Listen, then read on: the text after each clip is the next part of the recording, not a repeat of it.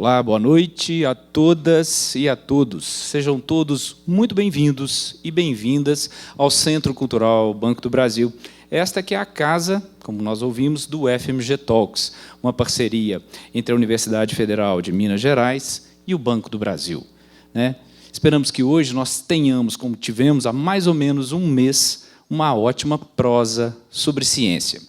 E, por falar em prosa sobre ciência, nós vamos voltar um pouquinho a 60 anos atrás, mais exatamente a dezembro de 1959.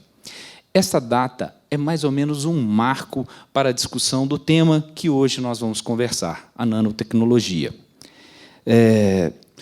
Foi nessa época que aconteceu uma palestra que foi feita pelo físico e prêmio Nobel Richard Feynman. E, nessa palestra, os primeiros passos, vamos dizer assim, foram dados para que começasse a discussão sobre a nanotecnologia. Essa que é uma área que, na verdade, nos permite entrar num universo imenso, muito grande, 100 mil vezes menor que a espessura de um fio de cabelo. Para muitos, é uma área desconhecida, um universo a ser explorado. Mas, na verdade, não é bem assim. A nanotecnologia já vem sendo utilizada e aplicada no dia a dia, no nosso dia a dia. Ela, por exemplo, tem aplicações na área da construção civil, com a produção de cimento mais resistente. Também é utilizada em áreas como na saúde, como medicamentos que não têm contraindicação. E mais na área da moda, do vestimento, das vestimentas, perdão. Você tem roupas que têm termorreguladores, ótimo para essa noite de frio da nossa capital mineira, nesse 10 de julho de 2019. Vamos, então, para o nosso tema. Nanotecnologia, o tema dessa segunda edição do FMG Talks. E, para nos ajudar a mergulhar neste universo, para desvendar este universo, a gente vai contar com a presença de 2 professores e pesquisadores da Universidade Federal de Minas Gerais. São eles, e aí convido que vocês os recebam com muitas palmas, os professores e pesquisadores. Por favor, professores. Mônica de Oliveira e Ado Jório.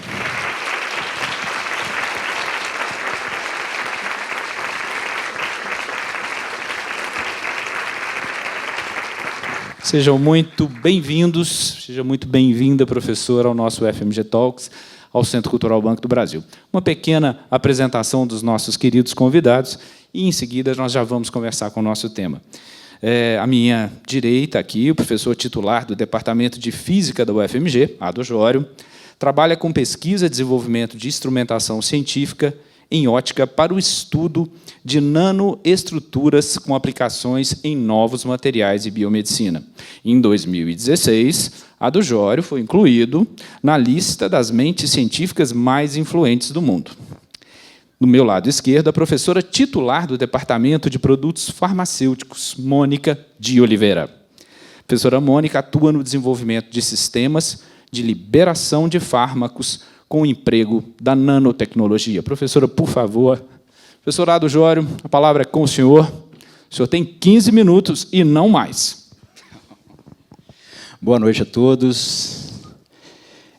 Vamos falar, então, de nanotecnologia, o admirável mundo invisível, né?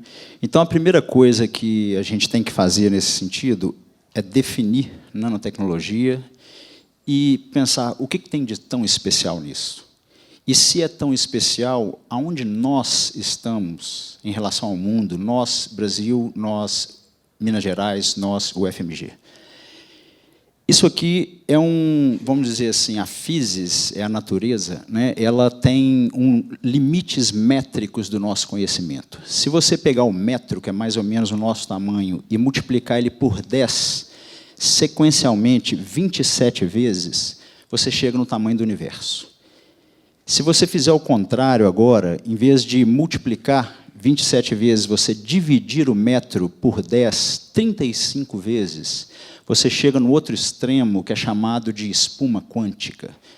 Essas duas vamos dizer assim, esses dois limites do universo métrico, limites métricos, eles são teóricos, né?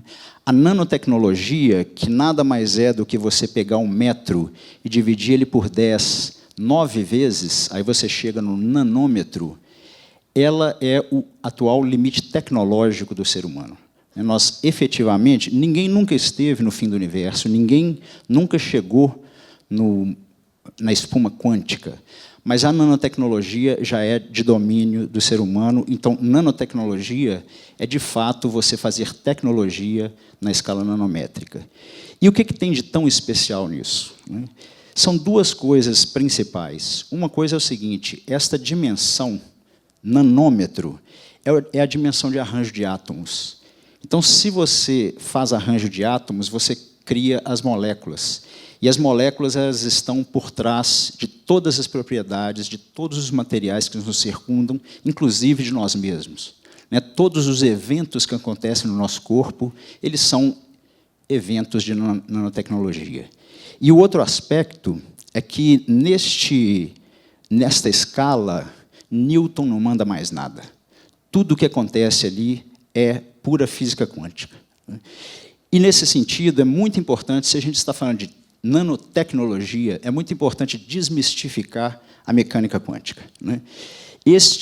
Essa imagem aqui é uma imagem real, de 48 átomos de ferro que são colocados em forma de um curral e aprisionam ali dentro um elétron. E esse elétron aprisionado dessa forma, ele evidencia o seu caráter ondulatório. Esse curral tem 7 nanômetros de diâmetro. Aí começam aquelas dualidade onda-partícula, uma coisa que deixa as pessoas, muitas vezes, muito desconfortáveis. Como pode ser isso? O elétron ele é partícula, ele é onda. E, na verdade, não tem nada de desconfortável nisso. Eu faço uma pergunta para vocês. Isso é uma partícula ou é uma onda? Se você for um surfista, isso é uma onda. Se você for um banhista, isso é um caminhão desgovernado. Então, na verdade, os nossos conceitos eles estão muito relacionados com a forma como a gente interage com os objetos. E aí você pode falar, não, mas tem uma história de um gato vivo e um gato morto, que aquilo ali não tem jeito de entender. Isso aqui é o mapa de metrô de Paris. Tá? Imagina que você entra numa estação e eu pergunto o seguinte: qual que é a probabilidade de que você saia em uma outra estação específica? Se não tiver conexão da estação que você entrou com a outra, a probabilidade de você sair lá é nula. Se tiver uma conexão, mas uma conexão muito complicada, a chance de você sair do outro lado, ela não é nula, mas ela é baixa. Agora, se for uma conexão muito simples, a chance de você sair naquela outra estação é muito alta. A mecânica quântica ela funciona assim. Ela entende os caminhos e mede probabilidades. Então, quando a gente fala de gato vivo e gato morto, é a mesma coisa que eu falar do seguinte: ele vai sair nessa estação ou na outra? Eu falo, não sei. Sim, mas ele está aqui ou está lá? Não sei. Eu te falo as probabilidades. E se você sair em uma, você não saiu na outra. Você, então estava vivo, estava morto? O problema é que as pessoas tentam extrapolar a física quântica além do que ela é, e ela é apenas uma teoria probabilística. Dito isto, tirado todo o misticismo que existe na mecânica quântica, a gente pode agora dominar a escala nanométrica e fazer experimentos da forma como a gente intenciona, tá certo?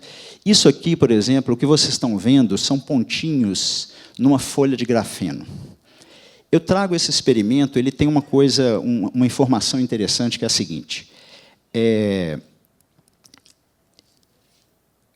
Esta imagem sai de um artigo que tem mais de 1000 citações de artigos científicos, e é o artigo brasileiro que é mais citado por patentes no mundo. E ele é citado por uma indústria de aeronaves, que hoje a gente tem Embraer, mas na época fazia aeronave para Varig e coisa, e hoje faz também foguetes e outras coisas. Qual que é o interesse dessa indústria de aeronave nesse material? Isso aqui é uma folha de átomos de carbono que foi intencionalmente bombardeada com átomos de argônio Esses átomos de argônio eles eram carregados, e com toda essa informação, você consegue fazer modificações nessa superfície e transformar as propriedades de transporte térmico, elétrico, da forma como você intenciona. Tá? E é o acesso a essa a modificação nas propriedades dos materiais com esse nível de precisão que a mecânica quântica te permite e que a nanotecnologia te permite, que abre um mundo novo. Então, você pode perguntar, então tá, a nanotecnologia significa você bombardear grafeno? Não. A nanotecnologia, na verdade, ela está em quase tudo que a gente conhece hoje em dia. Tá, vamos olhar para diversos exemplos. Aqui tem coisas do mundo e coisas do Brasil, né? Esse vitrô que a gente vê aqui, hoje nós compreendemos que o ouro ele só é amarelo quando ele é muito volumoso. Quando ele está na dimensão nanométrica, o tamanho dele muda a cor. Esses vitrôs que são de catedrais europeias, da época de 500 a 1.500 anos atrás, eles são feitos com nanopartículas de ouro, e é por isso que eles têm diversas cores. A gente tem um exemplo brasileiro, que é aquela mão segurando terra ali. O que os índios, antes da colonização, faziam no Brasil era adicionar nanoestruturas de carbono à terra, na região amazônica, para modificar o solo para fazer agricultura. A diferença do que os construtores de catedral e os índios brasileiros faziam há milênios atrás, desse robozinho que está mostrado ali, é que agora a gente tem um conhecimento, a gente é capaz de chegar nesse nível e entender por que as coisas estavam acontecendo, o que estava efetivamente sendo feito ali, né? Aí você consegue, por exemplo, desenhar, usando átomos também, o logo do Inmetro, né? E fazer diversas outras tecnologias, melhorar o creme, sundown e etc. E o que a UFMG tem feito nesse assunto? Também de tudo.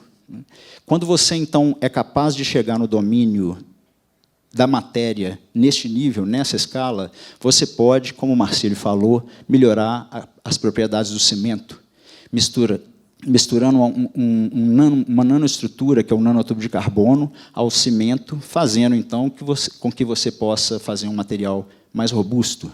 Você pode pegar o grafite, que o Estado de Minas Gerais é um dos maiores produtores do mundo de grafite mineral, esfoliar aquilo e transformar aquilo naquele grafeno, que é aquele material que a indústria de aeronaves está tão interessada. Você pode fazer essas coisas que são relativamente low-tech, ou você pode fazer coisas altamente high-tech, como fazer o design daquela nanoantena que está abaixo à direita de vocês, né? Que aquilo ali tem uma dimensão muito clara, muito específica, para ter um acoplamento com a luz muito sutil, que eu vou explicar um pouco mais à frente, né? Mas um aspecto eu quero agora retornar e pensar aonde está a nanotecnologia aparecendo, vamos dizer assim, na história da humanidade, né? Se a gente pega esse gráfico, essa linha que sobe, isso aí é a população de seres humanos no nosso planeta, né? Desde milênios atrás até recentemente, há 200 anos atrás, quando há uma explosão de seres humanos no planeta, né? Quando um físico olha uma coisa como essa, tem diversos sistemas na natureza que apresentam comportamentos como esse. E, geralmente, a gente chama isso de transição de fase. Por exemplo, quando a água vira gelo, diversas propriedades da água fazem um gráfico como esse, né? Então, a gente fica com a pergunta assim, será que a humanidade vai sofrer uma transição de fase? Quando a gente pensa em todos os nossos filósofos, todas as nossas escrituras, todos os nossos conhecimentos, eles efetivamente são feitos, eles são construídos numa fase que já passou.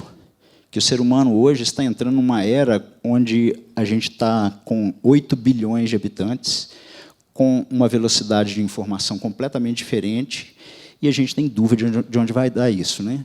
O Nietzsche, ele estava ali no começo dessa subida, né? E mais hoje em dia você tem diversos filmes de ficção científica, né, que Matrix, Blade Runner e Guerra Infinita, onde basicamente as pessoas falam assim: o mundo está meio estranho, né?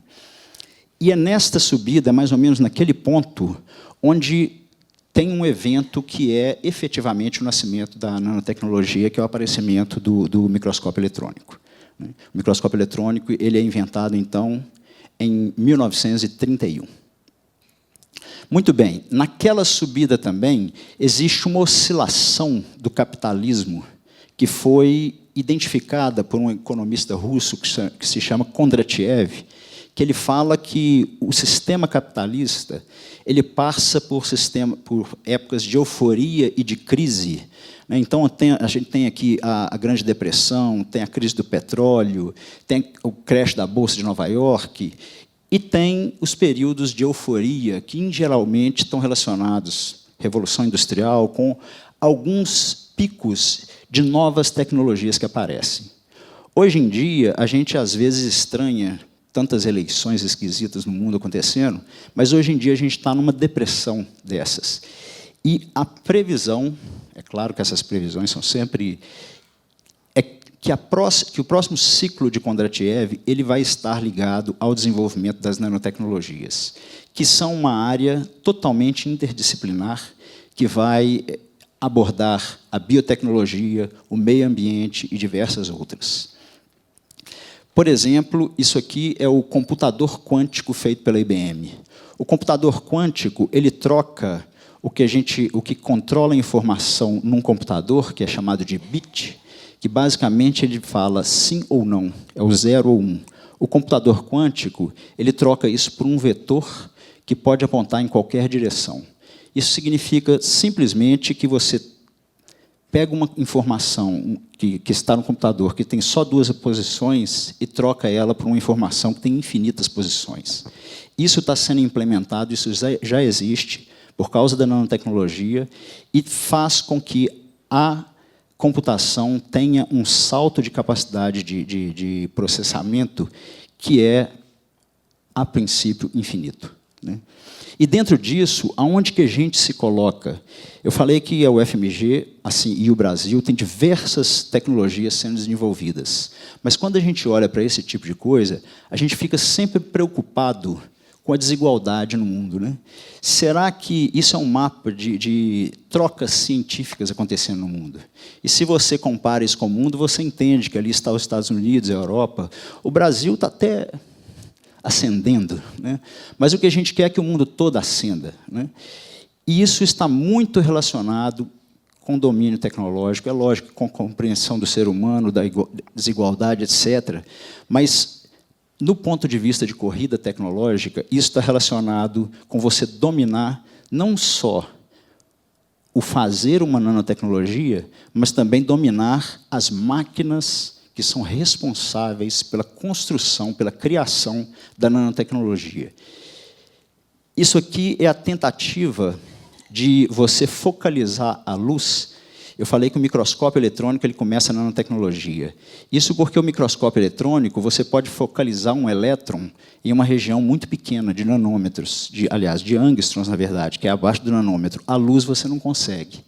Então, uma pesquisa que a gente está desenvolvendo é como você faz a microscopia óptica se transformar num equipamento onde você agora não precisa de um microscópio eletrônico, mas você, com um microscópio óptico, na verdade, um nanoscópio, você é capaz de ver nanoestruturas, você é capaz de ver um DNA, você é capaz de ver um nanotubo de carbono, usando luz, que seria muito superior à capacidade de um microscópio eletrônico, seria um equipamento mais barato, e isso vem na lógica de você estar no domínio das técnicas que são responsáveis pela criação da nanotecnologia. Isso está sendo desenvolvido no laboratório, isso é a visão da gente formar os nossos futuros empresários, e o que eles estão fazendo, basicamente, isso aqui é a imagem, então, de uma molécula com um microscópio óptico normal. É um microscópio óptico que tem uma limitação, e é por isso que ele chama microscópio. Ele só consegue ver microns, ele não consegue ver nanômetros. E o que a gente faz é construir uma nanoantena, que é aquilo que eu mostrei no slide anterior. Essa nanoantena ela desce na região onde tem essa molécula que você quer visualizar e você escaneia essa nanoantena nessa imagem. Então, isso que vocês estão vendo aqui borrado no centro, que é uma molécula vista com um microscópio óptico, quando vista com um nanoscópio que está sendo construído no laboratório, ela tem sua imagem, vamos dizer assim, sua estrutura de fato evidenciada, e aqui com uma resolução, nesse caso, de nanômetros. Isso na nossa intenção de estar realmente no domínio do desenvolvimento da nanotecnologia. A gente não pode ficar dependente. Há 300 anos atrás, a gente importava tudo da Europa. Hoje, continuamos importando microscópios eletrônicos, e é nisso que a gente está trabalhando. E, logicamente, toda tecnologia, ela pode ser giga ou pode ser nano, efetivamente, ela é feita por pessoas, né?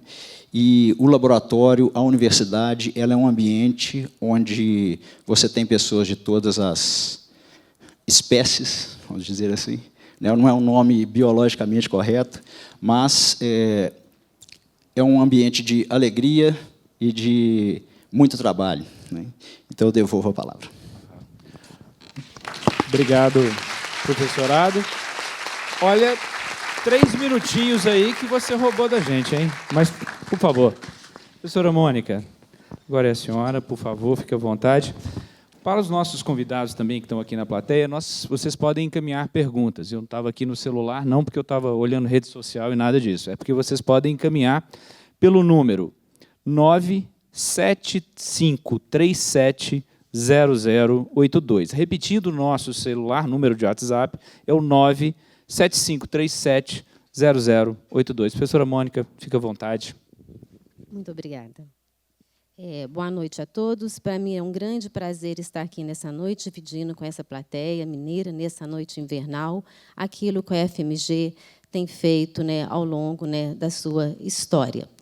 E eu quero, antes de começar a apresentar o que eu venho desenvolvendo na Faculdade de Farmácia, que é o local onde eu estou lotada, eu gostaria muito de parabenizar ao FMG, na pessoa da excelentíssima senhora reitora, professora Sandra, e o Banco do Brasil por essa iniciativa que é maravilhosa. E agradeço ao pró-reitor de pesquisa, o professor Mário Campos, por esse convite. Como eu coloquei, eu estou lotada na Faculdade de Farmácia da UFMG. Então, a primeira pergunta que eu imagino que vem na cabeça de vocês, ela vai falar sobre medicamento, e eu vou falar sobre medicamentos. E como que a nanotecnologia ela pode estar no nosso dia, quando a gente pega uma solução, um injetável, um creme, o que isso traz de benefício pensando em medicamento? Fazer medicamentos ele envolve uma série de ciências que estão ali lidando conjuntamente, desde a física, da química, da biologia, e a gente precisa de traçar um plano. E esse plano envolve desde a formulação farmacêutica até a avaliação biológica, que é como que esse fármaco, aquela espécie que está naquele comprimido, que está naquela solução, vai se distribuir no nosso corpo, vai gerar ou não uma resposta tóxica, como contornar e vai gerar a eficácia terapêutica. E a nanotecnologia ela é uma estratégia muito utilizada hoje em dia. Nós já temos produtos no mercado que pode trazer benefícios, os quais eu vou relatar alguns que nós temos explorado na Faculdade de Farmácia. Vou falar especificamente na área de oncologia. É uma área que eu creio que tem um grande apelo, muitas vezes emocional, porque, certamente, alguns de nós já presenciou um amigo, alguém da família, com esse problema. E a gente tem aquela ânsia de querer, né, junto ao corpo médico, que eu posso fazer. Como aliviar, como curar ou como dar qualidade de vida àquele paciente tão querido e que enfrenta uma doença com vários desafios. O câncer, de uma maneira, né, simplista para a gente acoplar com a nanotecnologia, ela envolve um crescimento desordenado das células. E, para tratar essas células que crescem de maneira desordenada, existem poros nos vasos sanguíneos que irrigam essa região, pelos quais o nanosistema que está carregando o fármaco antitumoral, ele pode, então, chegar até essas células tumorais. E, nesse momento, ocorre a liberação do fármaco. E nós temos, né, no mercado um fármaco que se chama doxorubicina, que é amplamente utilizado no tratamento de câncer de mama. Mas existem alguns inconvenientes do uso desse fármaco na sua forma que não está acoplado a nenhuma nanoestrutura. A gente tem o aparecimento de uma mielossupressão, que levam a abaixamento, uma redução das células sanguíneas. Nós temos alopécia e nós temos uma resposta cardiotóxica.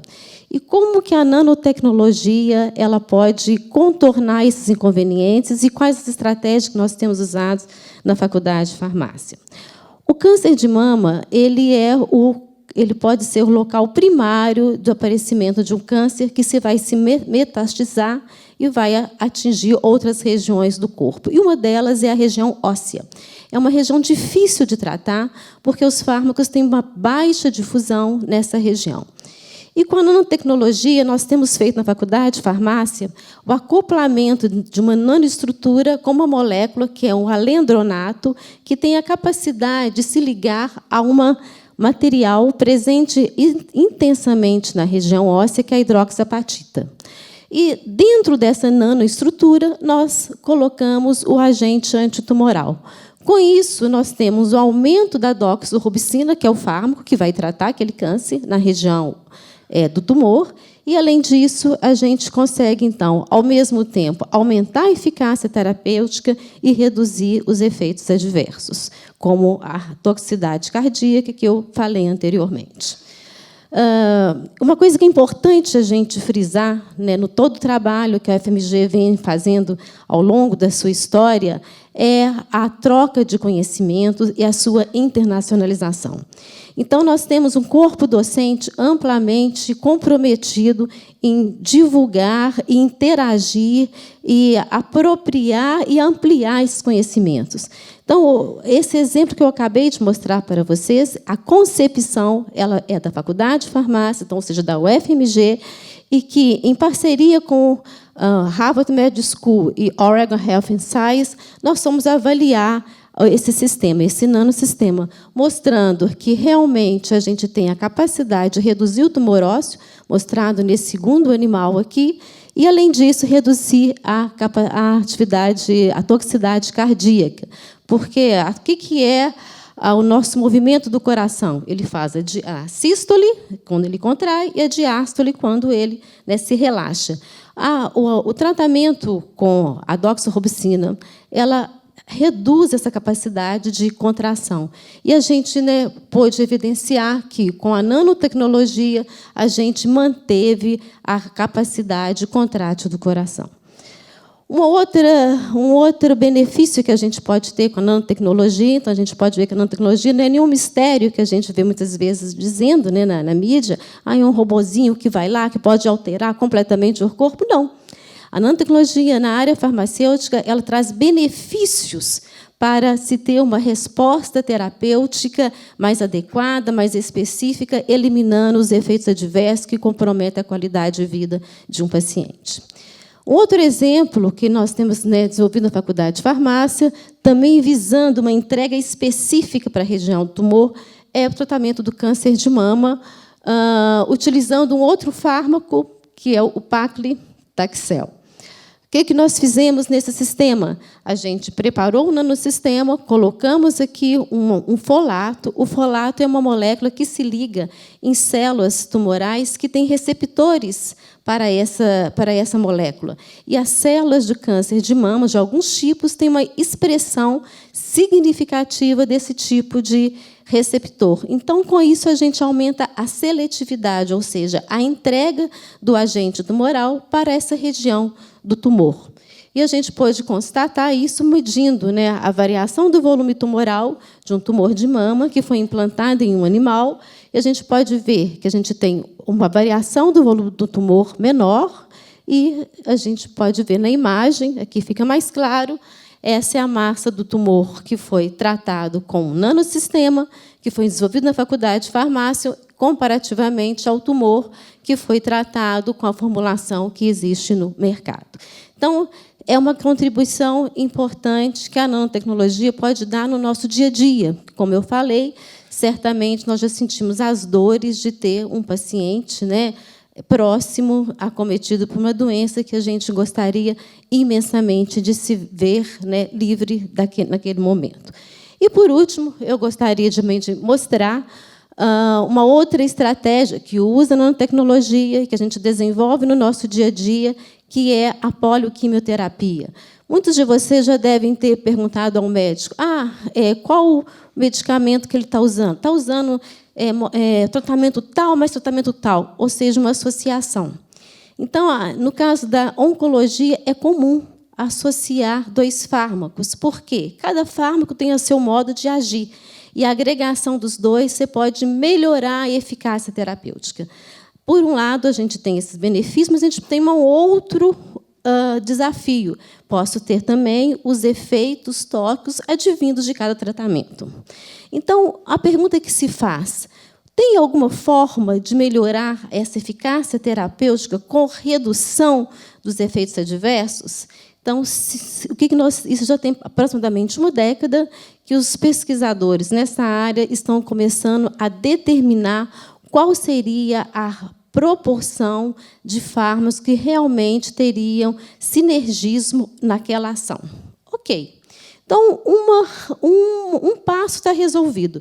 Eu determinei qual que é a quantidade, qual que é a dose que eu tenho que associar de um fármaco A e de um fármaco B para ter uma boa resposta terapêutica. Certo. Mas, quando a gente administra esses fármacos no organismo, cada um vai seguir o caminho que bem quer. Então, aquela razão que é desejável, que garante um sinergismo, ela pode ser perdida ao ser administrado aqueles fármacos naquela dose que foi anteriormente, previamente definido como dose ótima. Aí entra a nanotecnologia. Como? Se nós pudermos associar no mesmo sistema aqueles 2 fármacos, quando a gente administra no ser humano, quem vai agora dirigir, levar aquele fármaco para a região de interesse não é mais a molécula sozinha, é um nanocarreador. Então, aquela razão, aquela dose que foi previamente definida como ótima, ela vai ser mantida e vamos garantir que essa dose chegue na região tumoral. E isso nós temos feito na Faculdade de Farmácia. Então, nós desenvolvemos um sistema que tem 2 fármacos antitumorais, também para tratamento do câncer de mama, que é a doxorubicina, que fica no interior de um nanosistema, e o paclitaxel, que fica na camada, aqui nós temos um lipossoma, na camada externa, vamos dizer assim, fora do núcleo aquoso. E a gente pode constatar, né, aqui, avaliando o sinergismo, verificar realmente qual que é a dose que tem um efeito sinérgico, melhor efeito terapêutico. Nós avaliamos isso em 2 modelos de célula de câncer de mama humano. Um modelo de um câncer que tem um prognóstico muito ruim, que nós chamamos de câncer de mama triplo negativo, e um câncer de mama que responde a tratamento com antiestrógenos. E avaliamos qual que é a dose que realmente tem um efeito sinérgico. E vimos que, quando nós temos a associação desses 2 fármacos numa razão em que um deles, aqui no caso a doxorubicina, está presente em maior quantidade, nós temos uma melhor resposta citotóxica. E, em seguida, a gente foi avaliar isso em vivo, em modelos animais, e vimos que essa formulação ela é capaz de inibir o crescimento tumoral da ordem de 66%, sem aparecimento de nenhuma resposta cardíaca. E, para mostrar como que a UFMG está em consonância com o que vem sendo desenvolvido no mundo, recentemente, isso em 2017, o FDA aprovou a primeira formulação lipossomal que apresenta 2 fármacos para tratamento do câncer. Então, para a gente ver como que o FMG ela está atualizado em termos de ciência que vem sendo produzido no mundo. O FDA, para aqueles que não sabem, é o órgão de vigilância, né, dos Estados Unidos, como nós temos aqui no nosso caso, a Anvisa. E, por último, a gente não pode pensar em fazer um produto nanotecnológico sem pensar na garantia da estabilidade. Esse produto ele é feito numa escala laboratorial, depois ele tem que ter um período de prateleira, ele tem que ser, a estabilidade tem que ser mantida até chegar na mão do médico, até chegar na mão do paciente. E, falando em sistema nano, a gente tem um desafio, que são pequenas estruturas que podem se agregar, que podem se fundir ao longo do tempo de armazenamento. E, com isso, toda a prova de conceito pode ser perdida. Todos os benefícios que a gente busca com o uso da nanotecnologia podem ser perdidos se nós tivermos um problema de estabilidade. Então, a gente tem investigado também, de maneira contínua, os projetos que nós desenvolvemos, a estabilidade desses sistemas, buscando uma forma de aumentá-la. E aí é fazendo com que essas nanoestruturas possam ser administradas na forma seca, na forma liofilizada, que é um desafio.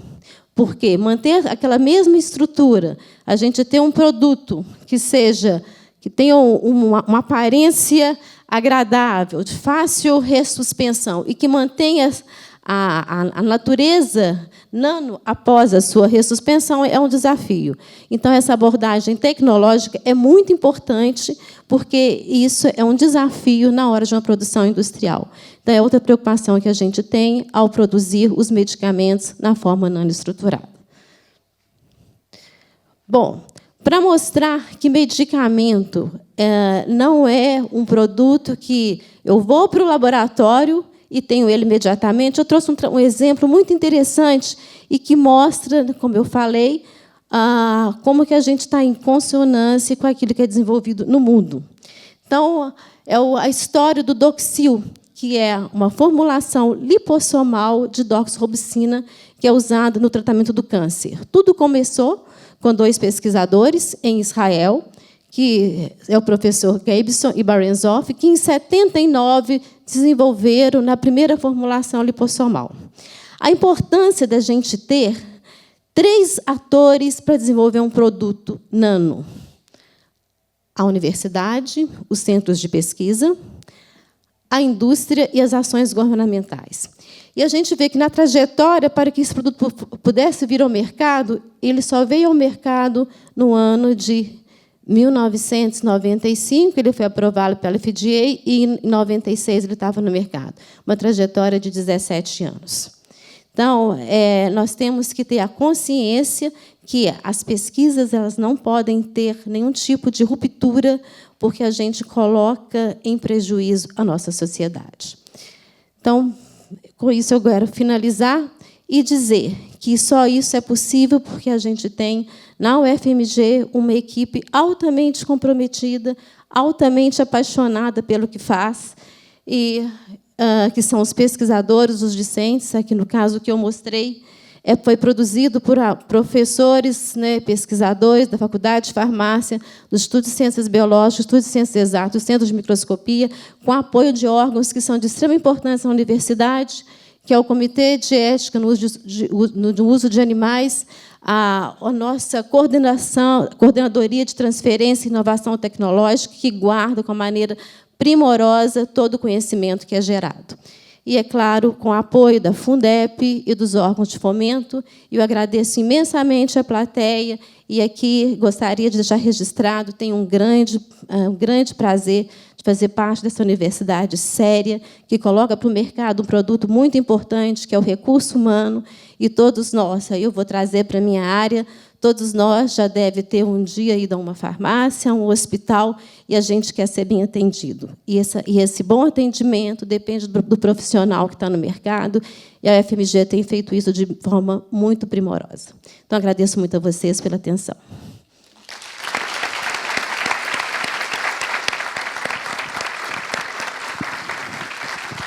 Obrigado, professora Mônica. Gente, eu fico super feliz quando eu vejo a plateia nos celulares, assim, porque aí eu percebo que está vindo perguntas para a gente aqui. Olha só para a gente, para quem não anotou, vou repetir o número aqui, eu e minhas papeletas. Tá, já está na tela? Maravilha, já me avisaram aqui, ó. Então está na tela. Bom, temos perguntas aqui já. Ah, vamos lá. Vamos selecionar aqui para vocês. Bom, a primeira é uma questão relacionada à questão, professora Mônica, dos preços do medicamento. Como que ficam os preços do medicamento? E aí eu vou tomar a liberdade, os colegas que estão aqui também assistindo, para pensar um pouco também, professorado pode colaborar, como é que, em termos de investimento, é uma pesquisa que demanda muito recurso? Né? Se a gente pudesse falar dessas duas temáticas. Esse é um ponto importante de se tocar, porque preço é algo, principalmente a gente está na situação, eu quero ter o melhor tratamento. É barato? Não é. Né? Por exemplo, um tratamento com o Doxil, que é a doxorubicina lipossomal, é em torno de... deve ficar aí em torno de uns $2.000, vamos estimar. Não é barato. Né? Mas tudo é questão de demanda. Né? Eu lembro muito bem, eu comecei a minha pesquisa nessa área no FMG no ano de 99, e eu não tinha matéria-prima para poder fazer a minha pesquisa. Eu pedia amostra na Alemanha. Hoje em dia, eu tenho em São Paulo aqui um fornecedor. Não tem problema mais de suprimento. Então, o que nós precisamos é realmente se qualificar, ter pessoas no mercado que possam responder à demanda da indústria, que isso é um ponto importante, né? Falando na área farmacêutica, as indústrias não estão ainda capacitadas para a inovação, né? A sua maioria, e isso envolve tanto infraestrutura física como pessoal. Mas, na medida que a gente começa a colocar no mercado pessoas, né, formadas, preparadas para isso, a demanda ela vai, obviamente, também resultar numa redução de preço. Esta questão que você colocou é muito interessante. A pesquisa em nano, ela é cara ou é barata? Como eu falei, né, nano ela é tão ampla que tem vertentes que são de baixo custo e outras que são de altíssimo custo. Mas uma questão muito importante do financiamento à pesquisa em geral é que a dependência de importação de equipamentos, de bens, de insumos, etc., ela gera até uma questão econômica que é complicada, porque se você quer financiar a sua pesquisa, você tem que mandar o dinheiro para fora. Se você tem, como a professora colocou, se você pode comprar em São Paulo, o dinheiro do Estado ele fica no país. Então, isso gira a economia. Então, o próprio investimento em pesquisa ele passa a ser uma roda da própria economia. Então, deter o conhecimento tecnológico ele tem esse impacto econômico até no sentido de gerar economia. Maravilha. Olha, estamos chegando várias perguntas aqui. Professora Mônica, tem uma aqui que eu tenho que literalmente ler. Ó. Vamos lá. Se vocês quiserem se identificar, se não quiserem, fiquem absolutamente à vontade, viu, gente? Ó, o lipossomo é fruto de nanotecnologia ou os receptores específicos do lipossomo que são frutos da nanotecnologia? Os dois. Porque nós podemos ter lipossomos sem nenhum tipo de modificação na sua superfície, que nós chamamos de lipossomas convencionais, como nós podemos também colocar ligantes que vão ter uma seletividade, né, uma especificidade para ser receptor. Então, depende do tipo de lipossoma que a gente faz, se é um simples ou se é algum lipossoma com alguma modificação na sua superfície. Por exemplo, eu mostrei aqui 2 exemplos, né, um que ligado ao alendronato, que tem uma especificidade para a região óssea, e um ligado ao folato, que tem que vai ter uma especificidade de ligação para aquelas células tumorais que superexpressam o receptor do ácido fólico, e ambos são lipossomos. E sem eles também seriam lipossoma. Bom, tem mais uma aqui desse nosso convidado, mas eu vou pular ela aqui e volto nela. Tem mais uma mensagem aqui. Primeiro, inicialmente, parabenizando a vocês dois, professorado e professora Mônica, e é uma pergunta que, de alguma maneira, relaciona com aquela primeira debate. Inicialmente, gostaria de saber se o corte de gastos no investimento de pesquisa tem afetado ou vai afetar o avanço da ciência no ramo da nanotecnologia. Vamos começar, professorado? Certamente afeta, e afeta de forma gradativa, vamos dizer assim, né?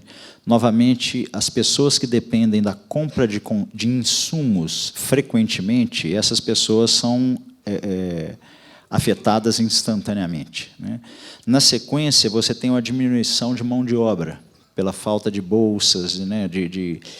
E, mais a longo prazo, você depende muitas vezes de equipamentos que duram mais tempo, mas a longo prazo você começa a ter um laboratório sucateado, né?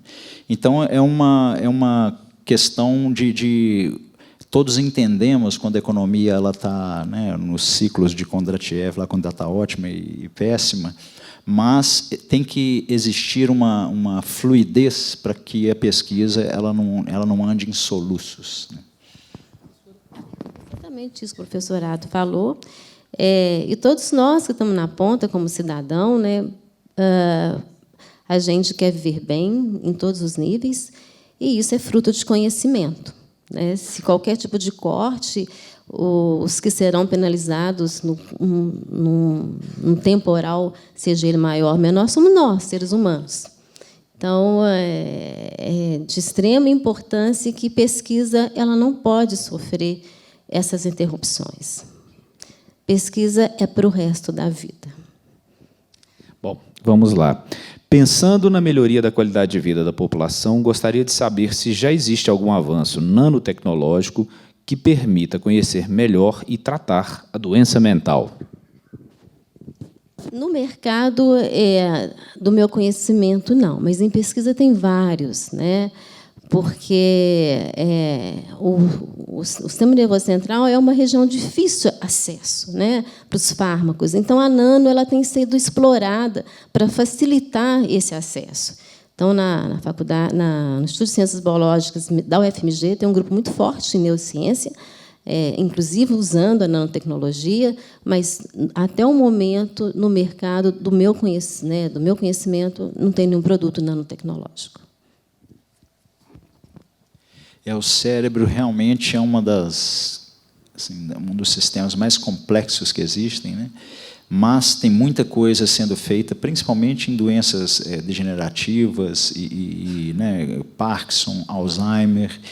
E, novamente, quando você chega no domínio de entender as formações moleculares, o que está por trás da degeneração dos tecidos, você está a um passo de começar a intervir de forma positiva nisso, né? Mas, como a professora falou, são coisas que ainda precisam de muito tempo para evoluir.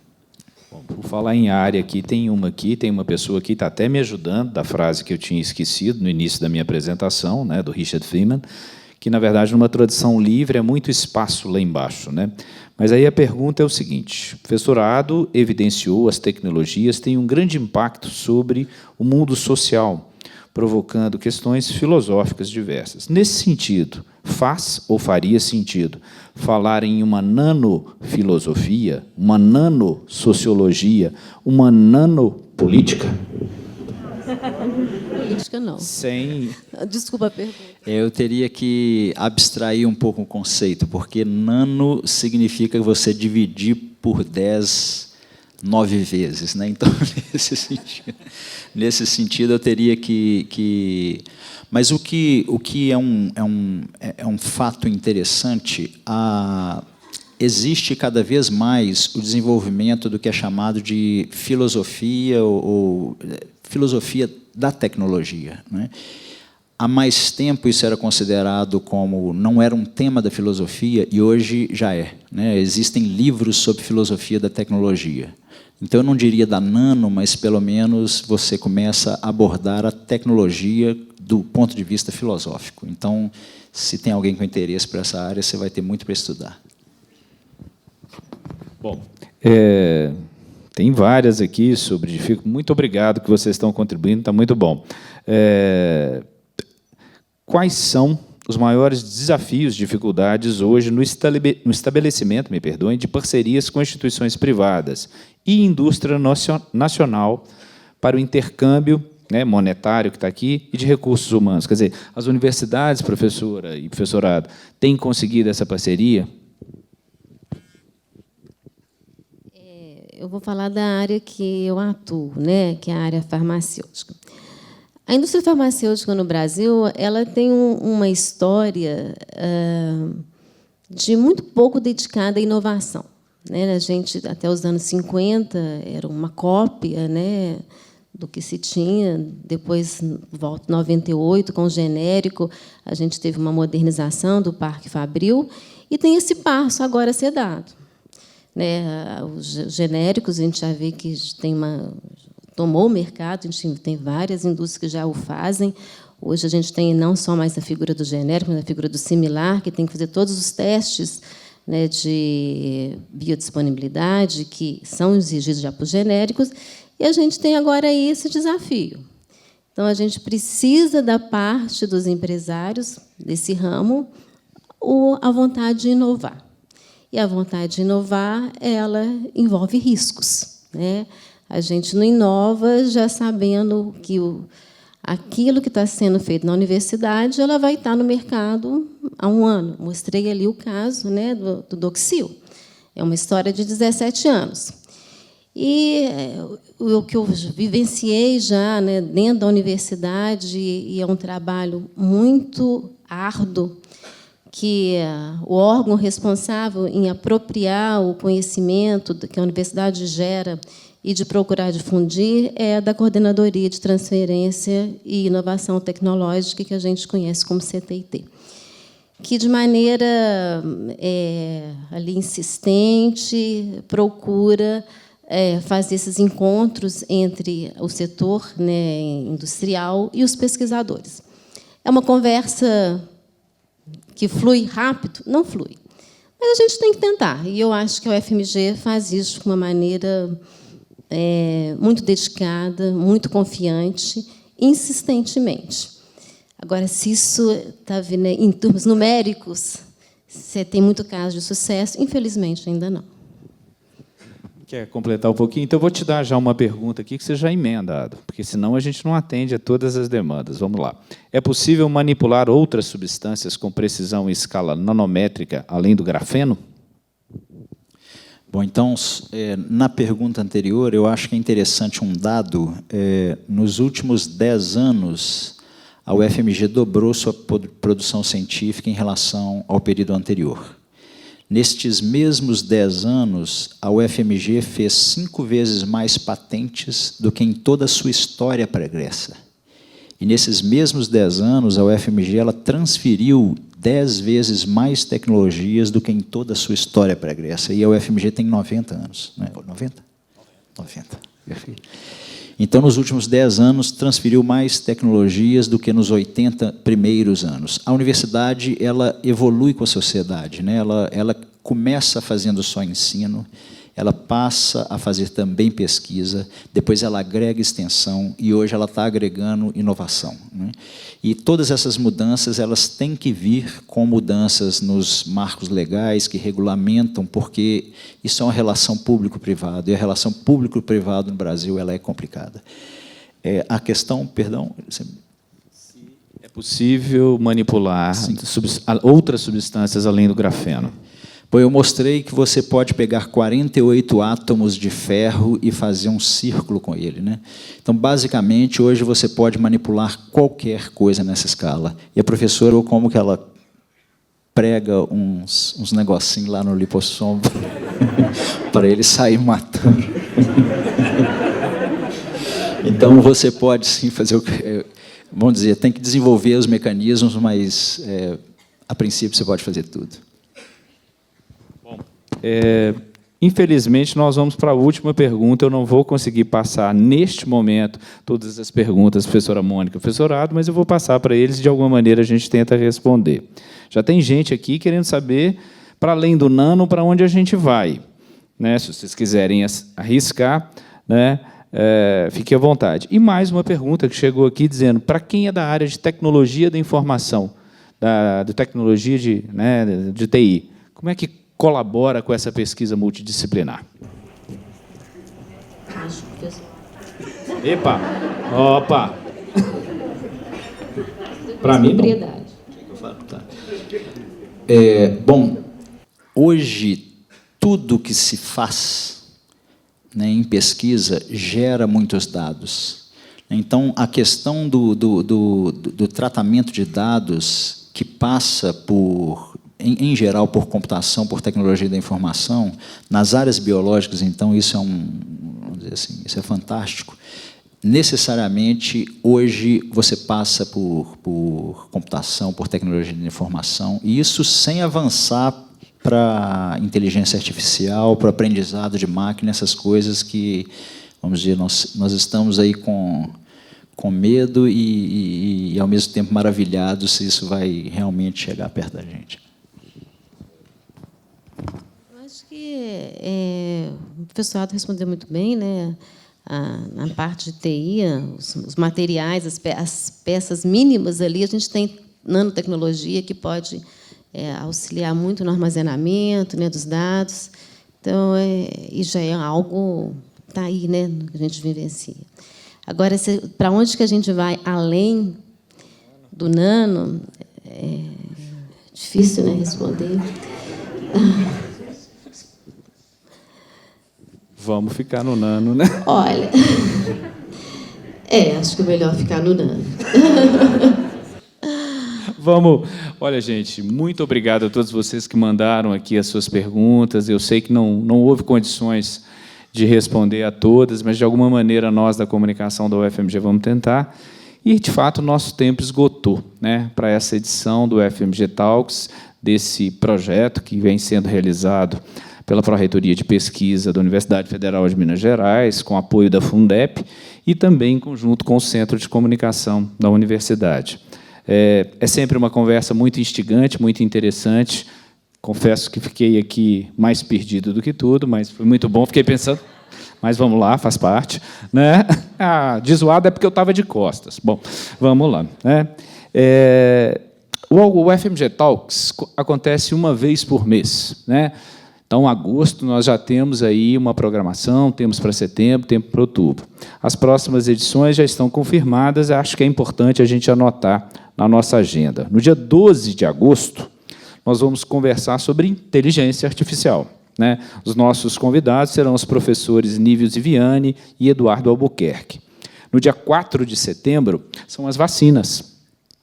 Muita polêmica envolvendo esse tema, né? Autoridades de saúde do mundo inteiro apontando como fake news estão levando famílias a recusar imunização para os seus filhos e outras questões. E, por falar em fake news, também vamos falar de fake news em outubro, no dia 10 de outubro.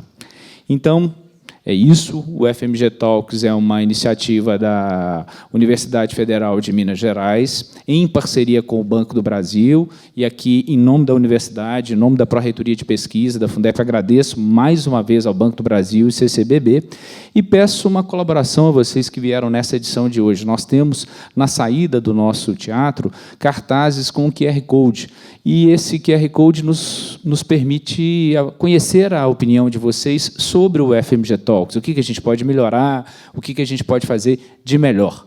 É isso, muito obrigado, e eu espero revê-los em outras edições. Foi um prazer estar aqui.